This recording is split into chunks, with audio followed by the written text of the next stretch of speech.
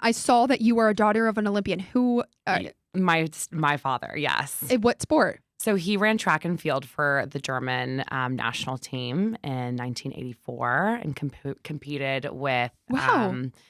Daley Thompson. He ran track with Bruce Jenner, now known as Caitlyn Jenner. And that's really kind of where everything started for me was, looking up to him and being in that sports world. And I would wear, little Adidas track pants probably throughout my young childhood, all the way throughout my young adulthood.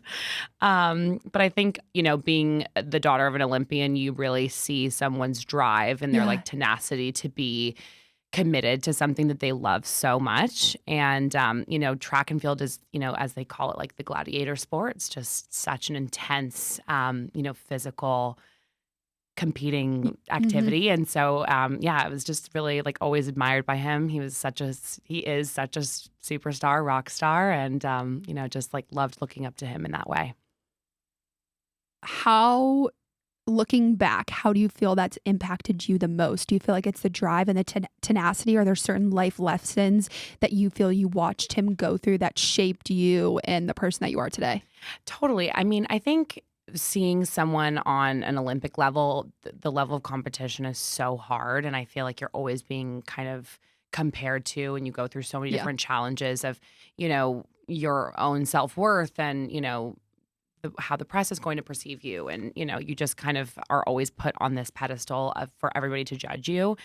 And, I very quickly realized that, I'm not a competitive person. I'm very much like a team player in the sense that, I don't need to win. I don't have that sense of like, I think everyone should be able to win. And I think I saw, because my dad was put under such a microscope and there was so much pressure there, that I just really never wanted that for myself. I wanted to be able to feel like, what, there's room for everybody, and, everything is going to work out the way it's meant to.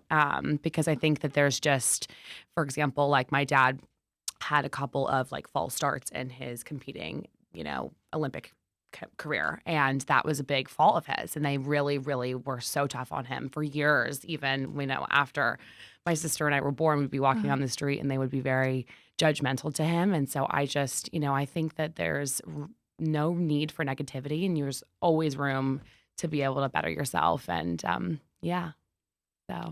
The irony of you saying that, I just talked about that in this week's episode.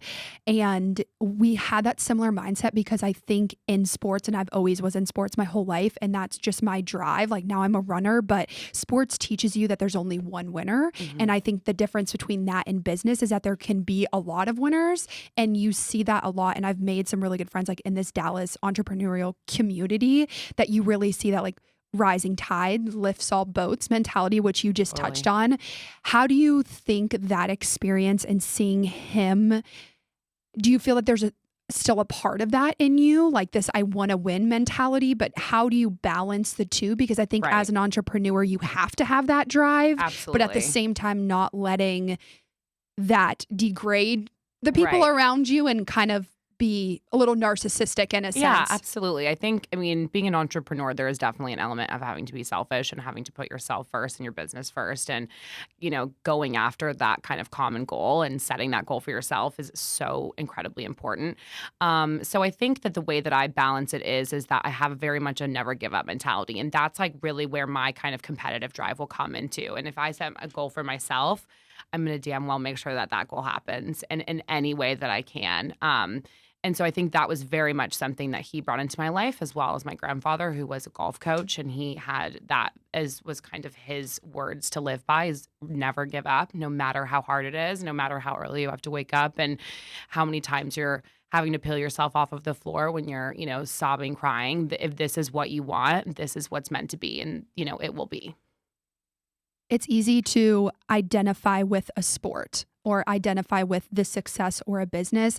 How have you found yourself and maybe this is something that you're still working on, not identifying yourself with a brand. And maybe this is something that your dad taught you, because you see a lot of athletes, they build this huge level and then it's like, what's life after that? You see a lot of them go through kind of a reality check of like, who am I? Yeah. Do you feel that that's something that you maybe witnessed him experience after his career was over that you could share with the audience and give advice on? So it's really funny. There are many interviews that you can find online of my dad always talking about, he was at one point one of the greatest athletes of all time. And he always said, like, there's life after this. I love what I do, but it's not everything. And he went into many different avenues after his career, whether it was in renewable energy or other charity work or, sports commentating, whatever it may have been. He realized that his identity had to evolve past his career and past his, staple and small mark that he made on the, fitness and sports community at that time.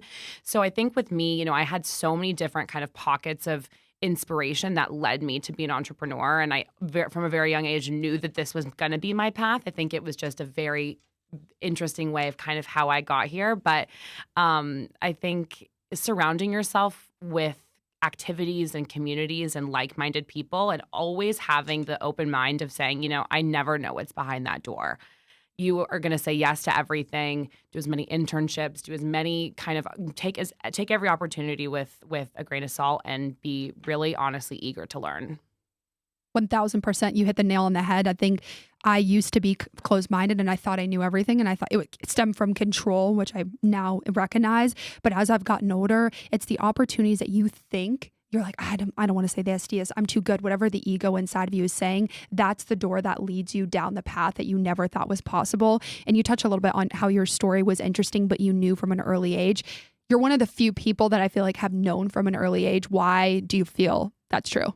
So I have an older sister, and being, one of two girls, my sister was very athletic. She was like the sports. She did track. She did volleyball. I remember I was on like the AYSO little soccer team, and the soccer ball came up to me, and then I saw this gorgeous big flower. And instead of kicking the ball, I went to the flower, and my mom was like, oh, okay, well, we know how that's going to go. So I was at a very young age, I was just way more creative. Yeah. I loved to dance. I was a ballerina and then moved into horseback riding, cheer, that whole kind of thing. But I was just, I loved being around the creative process. Mm-hmm. And so my parents put me into modeling at a really young age. I was probably about 6 or 7. And being around, fashion and seeing, the way that a garment can move or different colors and, having just kind of a sensory overload was really where I saw, okay, there's more to this here for me. What is that going to be? I know I'm not going to be this, next Olympian. I'm also not going to be this, crazy scientist scholar. I need to find kind of my own path. And I just feel like I was very confident as a young person, and as a young adult, that has kind of transpired into who I am today. And so, yeah, I think I definitely just knew, okay, like, you're grabbing for that dandelion, like, let's hone into that creativity. An interesting path. Start from the beginning with the journey to Apres Beauty. So what were the initial, I know you're obviously had a background, your dad, in sports and athletic, which is right up my alley. So how did you bring that background along with your love for beauty and creative to create something that's now in Free People, which congratulations, that's amazing. I know that just announced. I am actually wearing Free People because I knew that and that is amazing. I saw that and I was like, that's a dream come true. Oh my gosh, it's a massive dream come true. And I'll get into how even just this morning, I woke up to like check that it still was there. It's just a crazy experience. But yeah, so how I got into it was, being from an athletic background, I was always just fascinated by, just the athletic space in general. And I remember my dad having just these huge, big gym bags, and like there would just be so many different things in his gym bag. And, he would have his towels and his products and, everything in between. So, and he was sponsored by Adidas for many, many years. And so there was always just very different variations of his kind of gym bag that I remember being like, that's just so cool. Like, I want one of my own one day. And then it actually ended up being that, I'd worked in fashion for a long time. I was modeling. I had been an intern. I worked in showrooms. And a lot of times I'd be on the go. And I wouldn't have time to bring, my all of my 12-step makeup routine, or, I'd only be able to kind of pick and choose. Otherwise, I'd be weighed down by way too many products. And so I really found that there was a white space in the market for easy to use functional skincare and accessories that just didn't take up a ton of space, but also kind of gave you the necessary tools to make you feel refreshed and glowy and the kind of glazed donut look that we as women like want to feel good at all times. So it actually ended up being my college thesis project. Apres Beauty was. So Wow. yeah, it was called something different at the time. And I, in my last final year of college, I went to the University of Amsterdam and studied fashion business there. Wow. And they said, look, you've got to create a product and you've got to create a brand behind this and kind of, make your business plan and, let's bring this as much to life as we can. And I, really took that as a very literal chance for me to say, look, this is an opportunity for me to really make something. And so I did. I kind of created the full kind of product SKU line, created my business plan. And I remember I presented it and there was someone that had been watching in the audience that thought this was a great idea and came up to me and was like, how can we make this happen? I love this. This is so innovative. Nothing like this has been done before. Let's get this started. And I remember being so naive and I was like, no, actually, like, I think I want to work in the industry. Like, I worked all these years to get a cool job in either fashion and in beauty, and I'm not quite ready to take those steps yet. Yeah. So, but I'm so grateful for have had a school that, pushed entrepreneurship onto us at such a young age. And, it really got me in the mindset of thinking that this could be a real life thing. And for it to now be a physical product is pretty mind blowing. So you originally, after college, you originally said no, like, hey, this isn't something that I'm going to pursue. When did that light switch flip back to on, let's press gas and really launch this thing into the universe? Yeah. So I ended up moving back from Europe to Los Angeles and worked in fashion and beauty. My last job before Apres was I was the creative director for Playa Hair Care, is a hair care brand that was based in Sephora and sold in Mecca Beauty and Revolve and kind of all of those key major retailers. Yeah.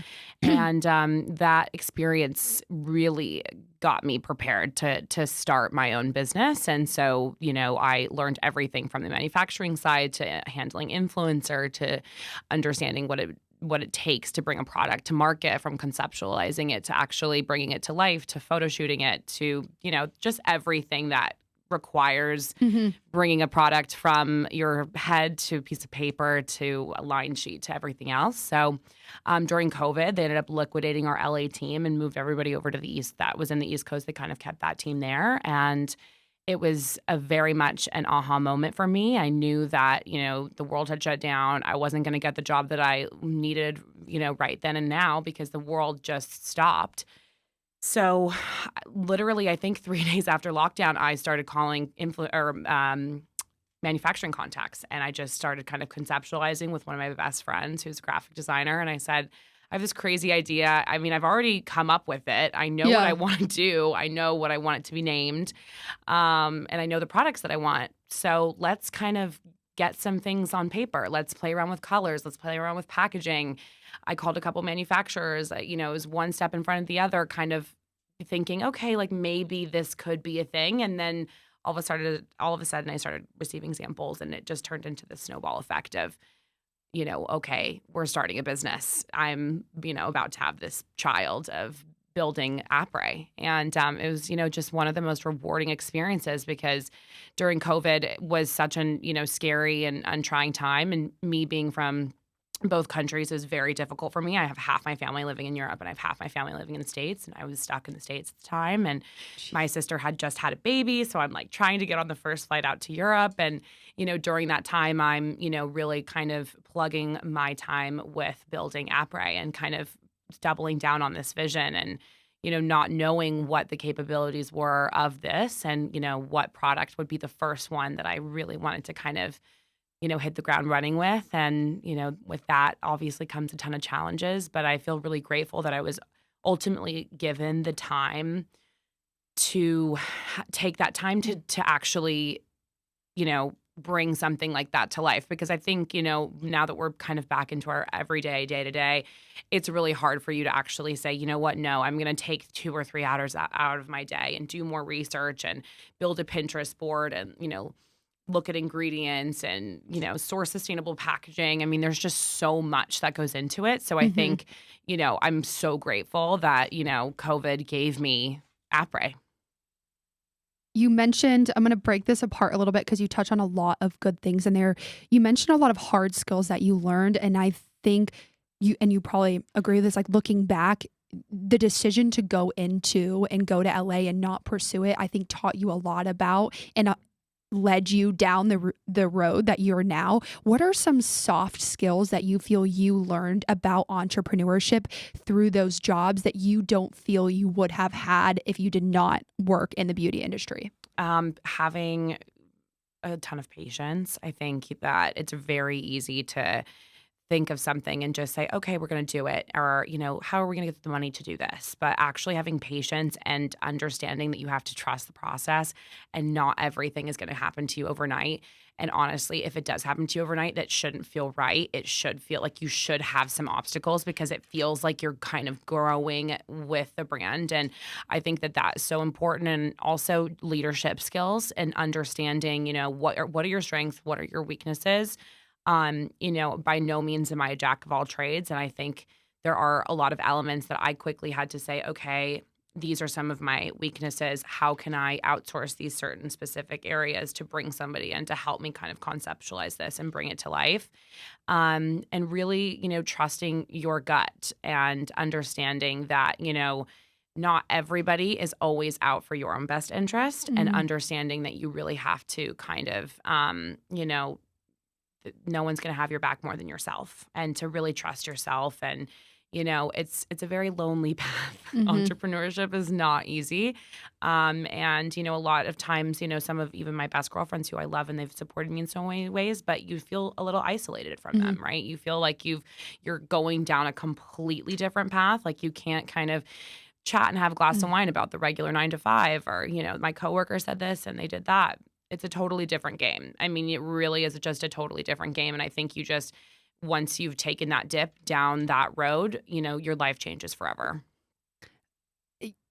Everything you just said resonates so much with my story. And I think the biggest piece that you touch on, and I've heard this a lot about loneliness, I think I'm naturally a very introverted person, so I do well alone. I thrive alone. That's where I recharge. But I think the hardest part is feeling mentally alone because there's not a lot of people that are going out doing what you're doing. And it's not in a way, and I've said this before on this podcast, like it's not in a way that they're not, or that I'm better, or that they're lower. It's not in a one is better than the other, but you're just doing things differently. You're sacrificing things differently. You're have to be more disciplined. And you hit the nail on the head. Like it's hard to have conversation when it's just two completely different worlds. And I think you can never go back. And I told my boss this, like once my eyes really got opened up to the corporate world and how much it was not for me, I literally could never go back. And I'm just someone that always stands up for what I believe in. And that's been my biggest challenge. It's like, once your eyes are peeled, I'm like, you can't, there's no blinders that can get back on. I get that totally. And you touched on patience. What advice would you give someone on being patient? What do you do in your own life to be patient and trust the process? Because I think being an entrepreneur, you're already a go-getter. And I'm speaking to myself, like it's hard for me to truly be patient sometimes when I want something so badly. Right. I think the best piece of advice that I could give about patience is, I think to my point earlier, is like really having to trust the process as if there's no other like way. Because if you force something, it's going to go the wrong way. And I feel like there are so many instances early on in my business where I either wanted to force something so quickly, or even in my career prior to that, I wanted to grow. I wanted to get promoted. I wanted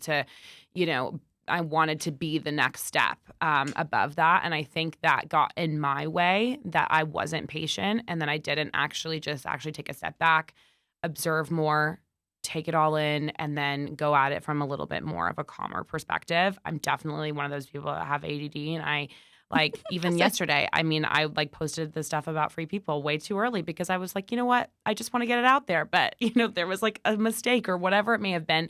But that's something that you're kind of always, I'm always battling with is that. But I definitely think that patience in life is just so important. It's a hard balance. And I ask that question a lot because I think when you have this goal in mind, you're laser focused. That's how I am. And like Mike will tell you the same thing. Like if I have something, I'm going to achieve it. It's just a matter of when. I've been like this my whole life, like a running pace. I want it done 4 weeks earlier. Yeah. But at the same time, to your point, when you're trusting the process, it's things that we can't see yet. And when you're forcing something, it's like you just ran into an issue that if you would have just waited 2 days I know for this to blow over, you wouldn't be going. And so I think that's kind of been is like, to your point, like when you make so many mistakes, you're like, okay, at this point, I only can trust the process because I'm only doing myself more damage. Yes. That is not worth the mental. Right. I mean, and to your point, like just the mental health is such an important piece of entrepreneurship. And, how do you manage that? And how do you manage that isolation that you're already kind of naturally putting yourself into? And, it's a very hard space to be in. Like you have to be so mentally strong. And by no means am I mentally strong every day. I'm mentally strong maybe one day out of all the days. But one day is going to be ended up being 2 days and it's going to be end up being 3 days. But it's just kind of thinking of it as like a big mountain and I'm continuing to just add like pebble after pebble after pebble to make myself feel like, you know what, I have to got this. Like you almost have to feel like you praise yourself. And I definitely feel like I've experienced imposter syndrome throughout all of this. I mean, Apres hasn't even been a year and we have achieved so many incredible things, but I'll still go home at night and be like, oh my gosh, is my business going to fail? And it's just a really mental health for me has just been kind of an eye-opening experience by going through this and kind of going through this alone and trying to figure out and navigate, who I am, and my relationship with myself has been so much more important than ever before. I heard this, and I'm not going to say this right, but it was like the 3 qualities of like super successful people. One of them was like they think that they're better than everyone. There's a superiority complex, and at the same time, there's like this raging insecurity. And I think sometimes that imposter syndrome is what drives you, and that's like it's this sense of urgency. Like, is it going to fail? Is this not going to happen? And that's why I'm like, you wake up every day. But at the same time, it's balancing that. And that's probably what you're alluding to with mental health. And this is something that I think meditation has done a lot for me. It's like not letting that dictate all my emotions, like not letting those fear-based whatever's going on in my life to negatively affect me. But at the same time, I think it does drive you. And it's like you've done so much probably because there's that thing inside of you and that fire inside of you that's like, you have to go out there and you have to do this. And I'm not saying it's good or bad, but I think there's a lot of entrepreneurs, I've sat across from them that say that exact same thing. Like, it's kind of hard to explain almost. Like I'm trying to explain it and I'm like, I don't know if I'm doing a good job, but it's just this thing inside of you that's like, I have to do this. I have to do this. It's kind of like a bear chasing you. Yes. You're like, there's no bear, there's no shark, like there's nothing behind me. I constantly feel like I'm running constantly. What are things that you do for your own mental health if you're having a day that isn't going your direction, or even on the flip side, I think the days that are going your direction are the most important times to hunker down? I think the biggest thing for me is movement. I need to move my body in some sort of way.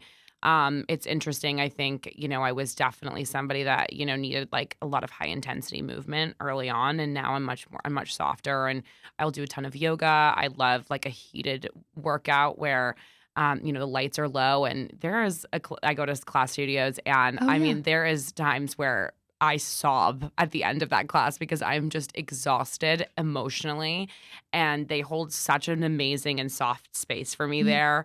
And, Paige, one of the owners, is just so incredible. And like, she'll just kind of know and nod, be like, yep, it's one of those days, And so I love to move my body, and I also love to cook. I think that's for me a great space of outlet. I think it's very similar to kind of the way I created Apres. It's kind of like adding a little bit of seasoning, adding a little spice, seeing how it tastes out, seeing how it turns out.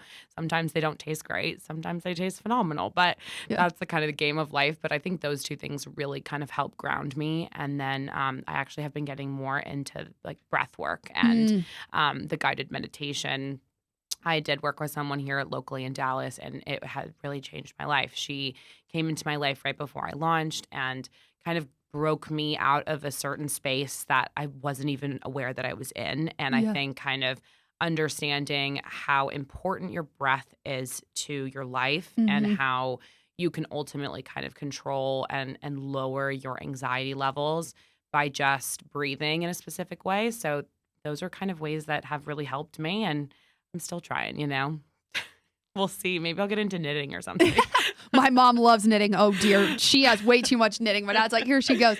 Meditation has completely transformed my life. And I think the biggest, and the reason I do it in the morning is because I'm not reactive the rest of the day. I feel like the day everything is thrown at you. But when I'm sitting there with my breath, it allows me to ground myself before kind of walking into like a line of fire. So I just started doing breath work actually after I had someone on the podcast, and I did it with her, and it was like an out of body experience. I've never felt so grounded and just brought back to center. And I had so many clear thoughts on things that I needed to do and where I needed to go, which was wild. You touched on something a little bit earlier that said that entrepreneurship is super rewarding. I want you to elaborate a little bit more on what you mean by rewarding. Well, I mean, I think working for, yourself it's a little bit of like a catch-22. Of course, you're your biggest critic, you're your own boss, you're, everything in between. But seeing very much your child in my mind, that Apres feels like a toddler that's running around that runs my life.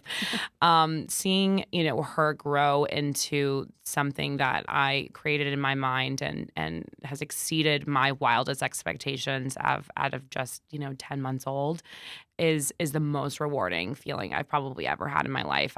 Like I said, I'm not a very competitive person. I'm a very, like I said, just everybody, there's room for everyone, but there is nothing like seeing, your brand grow to a level that is just above your wildest dreams. So I'm extremely grateful and just cannot wait to see what she does next.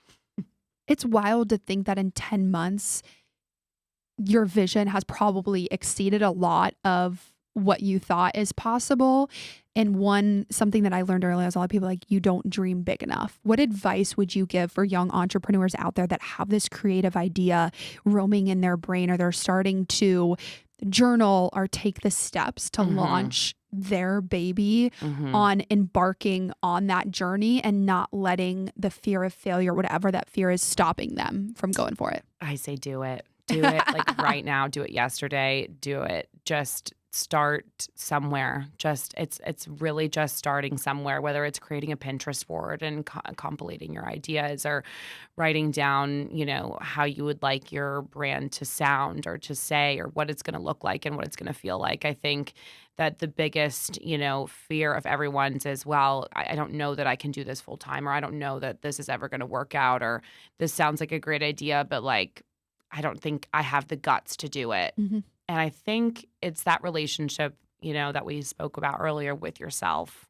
You're really getting into business with yourself, and you have to double down on who you are as a person. And I think ultimately, there's no one that's going to tell you you're ready. It's just going to happen, and you have to allow it to happen, because I think a lot of times we get in our own way of life. And, it's really important to just say, I'm worthy of this. Yeah. I'm worthy of taking this next step or this next chance. And, also failure is the beautiful thing. If it doesn't work out, that's okay. I mean, you're doing it. How proud of you that you even got up and called someone to say, hey, can I, get some information about A, B, or C? I mean, that's already such a massive step. And, I think just any step in that direction, you should be proud of. What's the biggest thing that you've learned about yourself over the last 10 months? Oh, that's a good one. The biggest thing I've learned about myself is it's okay to cry. I think it's giving myself a break, allowing myself to feel vulnerable and be emotional, and understanding that it's going to be okay and that I can kind of get through that next step. I think I'm learning about. It's funny. I feel like sometimes as an entrepreneur, your mind is split in some ways. Like, I'm very, very creative, but I also have to run, the operational side of things. And I think they both talk to each other, and I'm trying to find just a better way to communicate with myself, and allowing myself to kind of take a break and take a step back and allow myself to recharge, because that will actually ultimately allow my brand and myself to be better. Is there a certain point looking back that you feel really taught you that lesson, that you feel that you would share that could help other people who are maybe going through something similar? Oh, I always say, like, learn from mistakes that I've made. I've made a lot of them in my life, and I share a lot of them because I think mentors have saved me years. But yeah, is there a certain point that you are an event that happened that you feel kind of gave you that perspective? Yeah, I think just there was in the very beginning of my business, I had a ton of production issues, and there was just so much that was out of my control. And I think, my sister, who is also an entrepreneur, she said to me, just do this because it makes you happy, not because of anybody else you don't have to prove to anybody else that this is, the way you have to go, or this has to be this Fortune 500 company or whatever it is. Do this because this makes you happy, and follow your dream in the sense that, like, you ultimately have control and you have the ability to design your own life. I mean, I think sometimes we forget that we ultimately are the architects of our life, and we can put, places and things into place to, get us to a point that, you're ultimately very proud of. And so, my advice is honestly ask for help, ask for a lot of advice. And my advice is surround yourself with people who want to cheer you on and who want to see you succeed. Because there's going to be a lot of people that says, oh, that's a stupid idea, or that's an oversaturated market, or, it's bad financial times, or whatever it may be. And I think you really just have to be someone who's like, shit, I got this. Like, I'm going to drown out the noise. I'm going to put one foot in front of the other, and I'm going to build my dream. That's actually ironic that you said that, because one of my questions, which I think is super important, is that you hear I heard this before going into podcasting, it's saturated. There's already people doing it. Newsflash, there's people doing everything. I mean, Jeff Bezos was reselling books. Guys, books have been around for forever. Right. I think you're right on some things, that there are markets that are oversaturated. How have you personally overcome that and not letting that get in the way of your success, and at the same time allow you to be unique in this space? Because I think you are very unique, and that's what's going to make you different. But I think some people allow the saturation to freak them out. And also at the same time, they start copying other people, when in reality, it's like, if you're going to go saturated, you have to be unique and you have to be different. Right. I mean, I think like I said, I think having any sort of a product-based business, or, something that is just commonly done, it's the difference between creating a product and creating a brand are two different things. Like, I'm creating a lifestyle. I'm creating an identity behind what it means to be Apres. And I think that when you know who your target audience is and what you want out of it, and the drive and the story that you're really willing to tell, and that kind of takes a life of its own, that really then forms into something that ultimately you have created. And sure, have other people done products that I've created? Absolutely. But it's how I'm explaining the story and how I'm being able to differentiate my products versus something that you're going to buy, at a CVS or Target, is that you're ultimately buying into us as a brand and wanting to be a part of our community. What does it mean to be Apres? I didn't ask about the name, but you kind of just brought it up. So I want you to share with us. So Apres means after in French. I got to get this right. So it means after in French. Okay. And After Active Beauty is the whole kind of concept behind our brand. So everything that you want to use pre-post workout, while you're on the go, while you're traveling. So what it means to be Apres, it means to be fresh, bold, buzzing, innovative, and badass. I love it. Yeah. I'm always curious where people get the name from, because there's always a why behind it, and that why is always the story. Yeah. And I don't know if you are familiar with Jill Berger, but I remember when she explained the why behind her business, I could tell that something like left her energetically, and you just light up. And it's important for people to recognize that most entrepreneurs it's a passion-fueled business. There's a bigger why behind it. And this baby and this product or this brand is really just a culmination of everything that they've gone through in their life, thrown out in whatever you're purchasing. It's so true. I mean, I feel like, with Apres, I wanted to create something that ultimately, I mean, selfishly, that I loved using, right? Because if you don't love your own products, then that's just not going to be a good start to that. But for me, the ideology behind the Cool and Glow towelette, which is my very first product, is that I was on the go, and I was, a lot of times I would get home at midnight, 1 o'clock from work, and I wouldn't have time, or I just was so tired I couldn't wash my face, and I would use face wipes. And, my sister and I were just enamored with this one product that, they had in Germany when we were growing up. When I moved back to the States, my sister would send me like crates of this product. I even wrote the company letter at one point. I was like, I need this in the US, and I don't think it ever got anywhere. But so when I was developing the Cool and Glow towelette, understanding the sustainability aspect of a face wipe and, seeing how much of an impact that does have on an environmental aspect. I really wanted to create a sustainable, but yet really cool, badass on-the-go skincare product. And it took me about 100 samples and a lot of different materials, but we finally landed on the best product. And then it just kind of evolved into, we need to have, like, what else are you going to use? Like when you're at a hotel room and you're pressed for time, like, let's get a good workout, like a little booty workout in. Like, let's get some resistance bands that you can use on your arms, on your legs.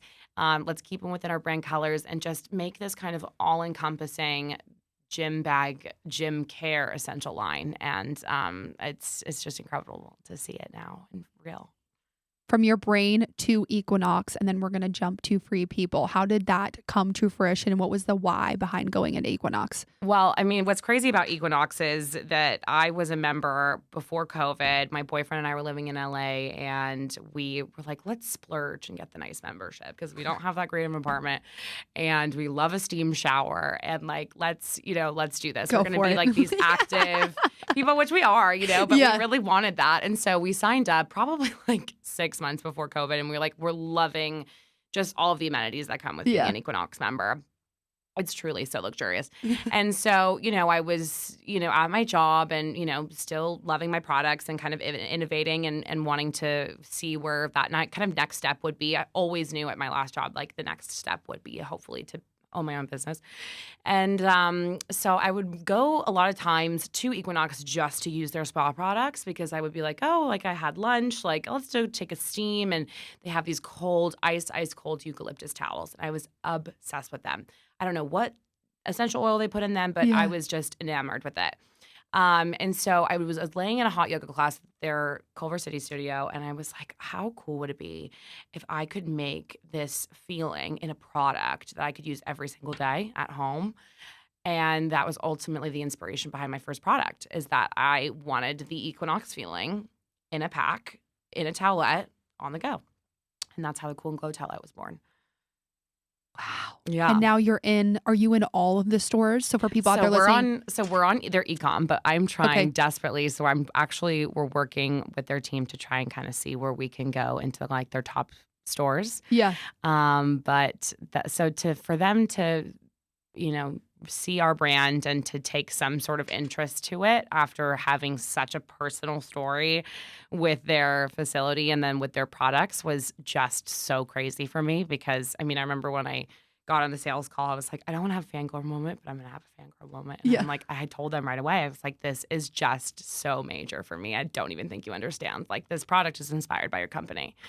And they thought that was great. I'm, obviously so grateful. And we're doing really great on their site. So, we're available on equinox.com. So all of their members get exclusive perks and they're able to shop with us directly.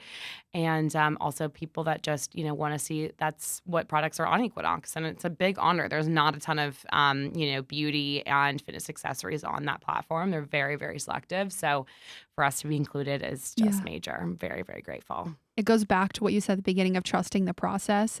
I don't think it's ironic that what inspired your product in achieving your dream came to fruition. So that's awesome. I love Equinox. Two of my best friends before they moved were obsessed with Equinox and they would go every single day and rave about it. I've only been once, so I can't, but obviously that's where you can find you. Free People. That is amazing. I think whatever they're doing, especially on the athleisure line, I'm obsessed. All of their Free People movement stuff is incredible. How did that happen? So I started showing the brand and from a wholesale space and wholesale.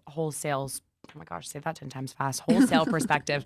I started presenting the brand in March. And so what I did is I started, showcasing at trade shows and kind of trying to see what the responses would be and how I could kind of get my foot into door to getting in front of, at that time, small buyers and then hopefully the big fish, right? That's your goal in putting yourself into that type of environment. So I met a woman who ultimately became my mentor. She just completely changed my life. She met me at one of these shows, and it was my very first show. It was actually here in Dallas, and I was at this big display, and I was so excited. And I actually had no idea like what I was doing. And she was like, "Oh, do you have a line sheet?" And I was like, "What?" And they were like, "Oh, yeah." So the people would come up and write orders with me, and I was just like totally doing it on the fly, thinking, "Okay, I got this." So she kind of was like, okay, like let's help this girl out here. And so she said, she owns a clothing company. She's run a clothing business, whether it's from, cashmere sweaters to cover-ups to, anything and everything you can imagine this woman has done for like over 35 years. And she said, well, we do these show tours. So you go all over the country and you show your products and, you're getting in front of a ton of buyers. And so I didn't know her all of, a day or two. And little did I know, about 4 days later, I got on a plane and met her in Los Angeles and started the trade show kind of tour with her and presenting my brand and really like sharpening up my sales skills and, the selling Apres and why you need Apres in your boutique or why you need Apres in your gym or, why Free People needs Apres. So I luckily, was able to get connected with somebody who, worked very closely with the wellness buyer and, it's a back and forth sample process and, I will never, it's one of the best days of my life when they finally say, okay, we're ready to get on a call. And when you get on a call and you have the wellness buyer and you have the VP and you have yourself, I remember just like, pitching and talking about it and thinking, okay, it's okay if they don't take me right away. But the fact that I'm even having this conversation is just mind blowing. Like I'm okay with whatever the outcome is. And they said, okay, well, we're going to go ahead and bring you on. And the tears just I was about to say swelled up. And I said, okay, I'm going to go and cry now. And they're like, oh, we don't want you to cry. I'm like, no, happy tears. Like this is just, this is the best day of my life. I just am so obsessed with Free People. And I think, it was a massive inspiration behind my brand colors, behind my name, my font, everything. I ultimately wanted to be in Free People. That was just like the biggest goal of mine. And it's doing so well. I mean, the brand has only been on there a couple of days and it's just crazy to see. So I'm very, very grateful. And I'm so grateful to the people that, have seen me kind of try and navigate this space and believe in me. And like you said, you just have to take every opportunity for what it is. And I promise you it'll work out in some way or another. And I've learned so much about, just staying on top of business and how I describe my brand and, how to put yourself out there. If you're in a room and you don't know anybody, you have to go up to someone and compliment them and say, hey, like, can we spark up a conversation? Turns around, it could be the Nordstrom buyer. You just have no idea. Yeah. So it's just, like I said, kind of to what we spoke about earlier is having confidence in yourself and having confidence in your brand. And you are going to go so far because there's really no one else that can sell your brand better than you. Mm-hmm. And it's just so important to trust your gut and to just keep going. And that's what we're doing. You can feel the passion. I just started tearing up when she said that because I can only imagine when you're so, even sometimes with this podcast, like having guests like you, it's just kind of one of those moments that you're just like, it's a different level of gratitude for everything that you've dreamed of or going after the things that you want. And then it starts to come to life in front of you and you're like, oh, this is everything that's been in my brain for years and years and years, decades. And it's like, once it comes to fruition, you're just like, it's one of those like, holy shit moments, especially when it's passion driven. I think confidence comes from doing hard things and probably a few failures in between. What's been the biggest obstacle that you've had to overcome since launching Apres? I've had two pretty big obstacles, one on the business side and some more personal, but definitely, production. You have to trust your brand and your business into other people's hands once you get off of the sampling process. And it's very much, production. And we produced our first product, our Cool and Glow towelettes, in Korea. And so dealing with the language barrier, dealing with different time zones, dealing with cargo and shipping and getting your product delayed out into the middle of the ocean and not knowing when it's going to show up, and launch strategy and plans. And so that was definitely tough. I mean, there was a point there where I thought my money is gone and this isn't going to happen for me. And very, very there was a lot of times where that almost happened and it just wasn't going to happen. And there was just so many issues with the first run of my products that I thought, I don't know that I am going to be able to get out of this. And, thank God for the support of my family, because it was very emotionally tough, because I had already put in like a good year and a half of just every single day, grind. And it's almost at that point, like where you've completed a sample and the product needs to get made. And then there's just so many kind of hiccups that, again, like are out of your control. And yeah, it's very much to the point of like, just trust that everything is going to happen the way it is. And so, there's a lot of tears, there's a lot of self-doubt, but that was a really difficult time because I had never done anything like this before. I'd always worked for a company that there was a team that literally did that for them. So, to do that by myself and to feel very isolated in that situation was incredibly scary. But it all panned out. And I think if that taught me anything, is to really have great relationships with your suppliers and to always communicate and make sure that you're on top of things, and, make sure you read all of the rules that you have to comply by, and just have a second also set of eyes to look over everything, because there's so much that gets thrown at you. And if you get somebody to kind of say, okay, like, let's double check this, it'll make your life so much easier. What advice would you give for someone that's going through a similar challenge or a big hurdle in their business, or maybe it's in their personal life right now, on holding on and not letting that be the end of a dream? It's my biggest advice is give yourself take a chance on yourself, because there's always going to be another excuse as to why you can't do something. There's always going to be another person. There's always going to be another comparison. You're going to look and say, oh, well, this person does it so much better. Like, there's no way I could even come close to that. Like, why even try?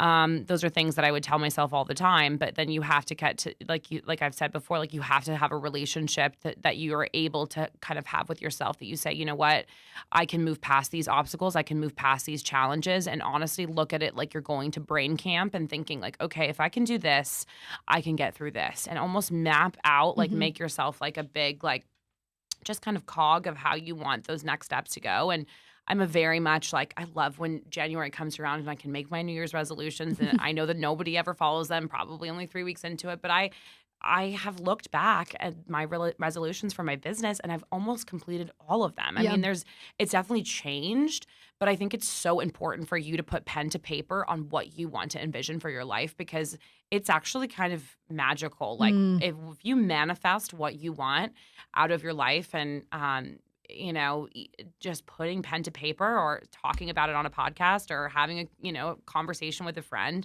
putting it out there to the universe, there is something to that. And I think that, it's just, I think that's the biggest advice that I would probably give someone is, manifest what you want and design your life.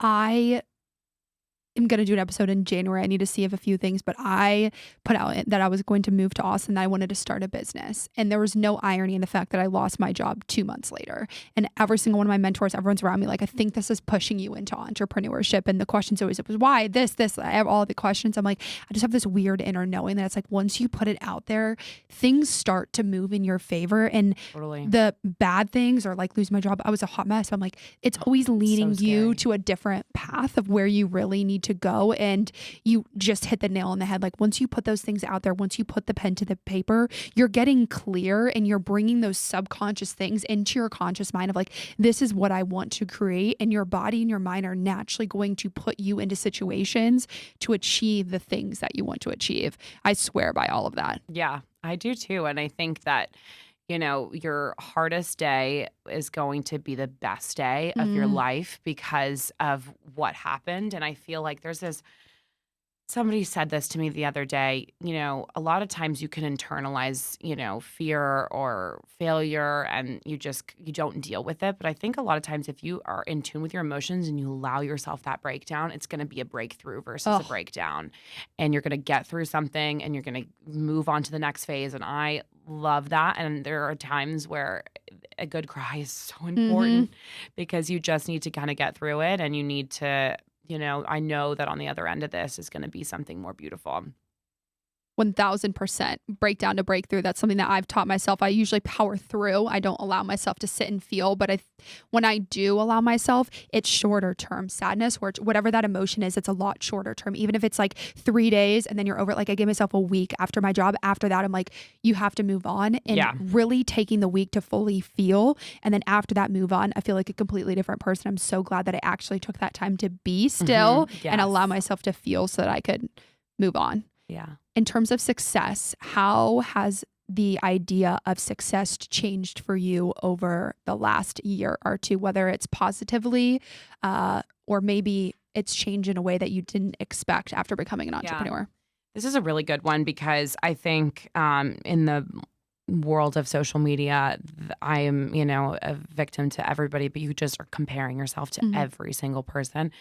And whether it's another entrepreneur or, another influencer that you follow on social media. And I think that a lot of times I would look at other business owners that were launching either around my time or, before that, and they had a certain amount of followers or they got a certain amount of partnerships or they, raised a certain amount of capital or they got into this retailer. And I think once you launch your own business, that all goes out the window. You ultimately feel like, yes, you want to set goals for yourself and for your business, but I think ultimately it's making realistic goals and finding that kind of balance between motivating yourself and then kind of tuning out the noise of canceling everything else out and really kind of trying to kind of stay on the straight and narrow path of what it means to be successful for yourself. And, it's not necessarily going to be a dollar amount or it's not necessarily going to be like having to be featured on Forbes. Like, it's really ultimately what is it that's going to make you feel proud of yourself and your business at the end of the day. So yes, I definitely feel like my perspective has changed on that. I thought, by this time I needed to be in A, B, and C. That's totally different now. I mean, but it's also gone in the positive for me. I thought because I've said, I'm going to not give myself all these expectations. And, to say that I'm in Free People now is actually insane. So I think, I had to shift my perspective and not being like, I need to keep up with the Joneses and feel like just overly exhausted because I am sick of comparing myself to somebody else. And that was my biggest, weakness for many, many years. I just always felt like, oh my gosh, they have more than that, or they have more than me, or my business is never going to get there, all this stuff. And then you just really get to a point, and I think through kind of the meditation and having that better relationship with yourself ultimately will lead you to be able to kind of redefine what it means to be successful for yourself and for your business. If there's one thing, the most important thing you think for people, it's unanimous across the board. I just listened to a podcast the other day. They're super big podcasters, serial entrepreneurs, and they said the exact same thing. Like, we still have imposter syndrome and we still look around and compare ourselves. Is there one thing that you want to tell the audience on alleviating that or trying to minimize imposter syndrome or comparing yourself? Because I think whether you're an entrepreneur listening to this or you're not, it's something that applies to every single area of your life. I think it's focusing on what you have got going on for yourself. I think it's really putting the focus into what is most important, and that's your business. If that's what's most important to you, or if you're an athlete or whatever it may be, focus on your immediate happiness, because no one's going to make you as happy as you're going to make yourself. Like, you have to ultimately be comfortable with that. So I think it's really focusing on that, because I think that's really what helped me, is understanding that I don't have control over the things that I can't control. I can control what's going to happen with my business. I can control how I'm going to wake up every morning, and taking those steps to better myself is ultimately going to just make me flourish in other ways. What's the best piece of advice that you've ever gotten that you want to leave the audience with? My best piece of advice. Oh gosh, there's been so many pieces of advice in the last. Give one personal, one professional, if you have a lot. Okay. One professional is, understand that you can't do everything, and give yourself a break in the sense that, I'm not going to be perfect in all elements of my business, but if there's something that you love and that you have massive passion, double down on that. And I promise that things will kind of fall where they may. The chips will fall where they may. And then also, I just love kind of leading by just taking one step in front of the other, because I think if you can kind of bring it down to a very simplistic way of thinking, is just one step, one day, getting through that day, and then taking the next step for the next day, you're going to feel like life is just a little bit more manageable. And then personal is surround yourself with like-minded people that really ultimately want to see you succeed, because you need that support system when you run a business. You need the people that are gonna cheer you on, and also just not sugarcoat the bad things in life too. You need those kind of trustworthy people, and I think once you get into entrepreneurship, those are few and far between. And so when you find those people that really have your back, keep them around.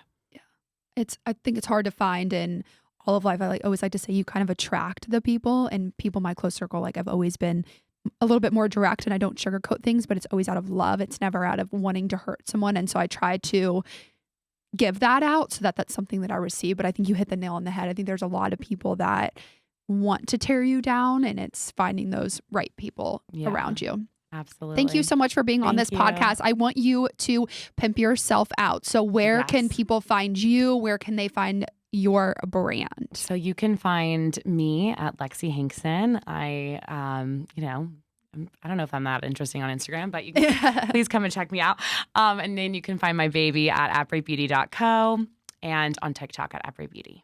Okay, perfect. And then the final question that I ask every single person is, Lexie, what are you grateful for today? And what I'm grateful for today is the community of women that I've met since launching this business. I have met some amazing, wonderful, talented entrepreneurs, and it has just been kind of an amazing experience to dive into a new version of myself and to meet other like-minded women that lift me up and make me feel like I'm a better person. So I'm so eternally grateful.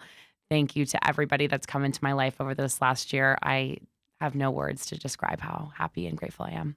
Oh, you can feel the energy across the table here. And I am grateful for this podcast. I love interviewing people. I feel like just listening to her today, you could tell that the light and the passion behind your brand is the same that I have for this podcast. So thank you so much for being on. This was an amazing conversation. This was really, really fun.